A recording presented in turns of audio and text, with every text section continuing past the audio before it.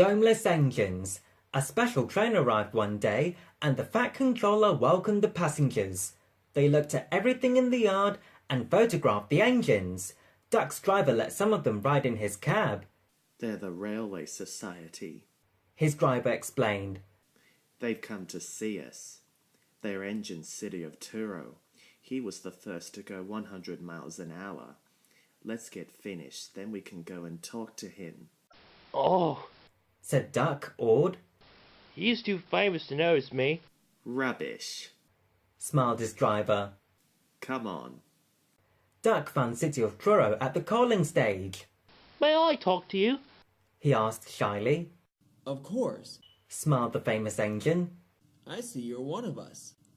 I try to teach him our ways, said Duck modestly. All ship-shape and Swidden fashion. That's right. Please, could you tell me how you beat the Southwestern? So City of Truro told Duck all about his famous run from Plymouth to Bristol more than 50 years ago. They were soon firm friends and talked Great Western till late at night. City of Truro left early next morning. Good riddance, grumbled Gordon. Chattering all night, keeping important engines awake. Who is he, anyway? He's City of Truro. He's famous. As famous as me? Nonsense. He's famouser than you. He went 100 miles an hour before you were drawn or thought of. So he says. But I didn't like his looks. He's got no dome, said Gordon darkly. Never trust domeless engines. They're not respectable. I never boast. Gordon continued modestly. But 100 miles an hour would be easy for me. Goodbye.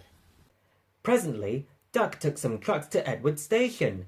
He was cross, and it was lucky for those trucks that they tried no tricks. Hello, called Edward. The famous City of Truro came through this morning. He whistled to me. Wasn't he kind? He's the finest engine in the world, said Duck, and he told Edward about City of Truro and what Gordon had said. Don't take no notice, soothed Edward. He's just jealous. He thinks no engine should be as famous as him.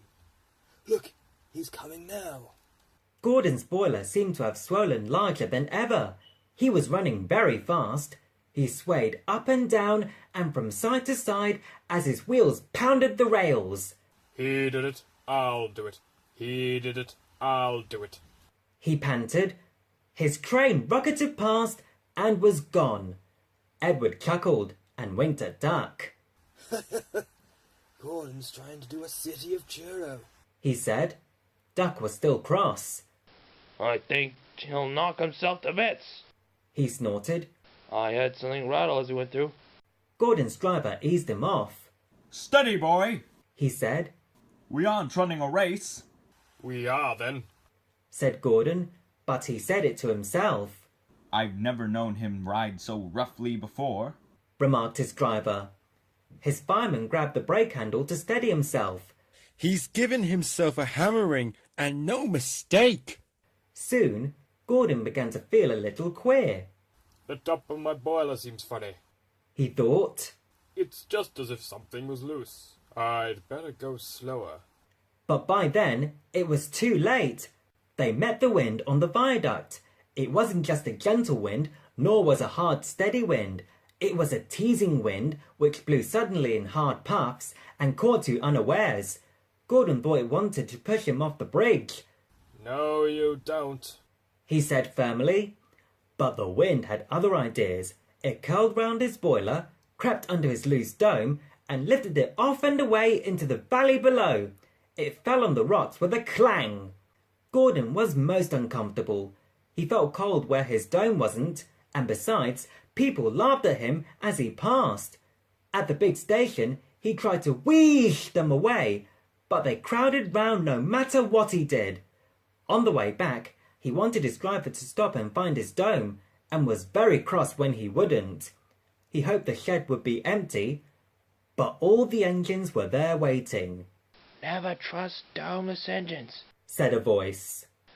They aren't respectable.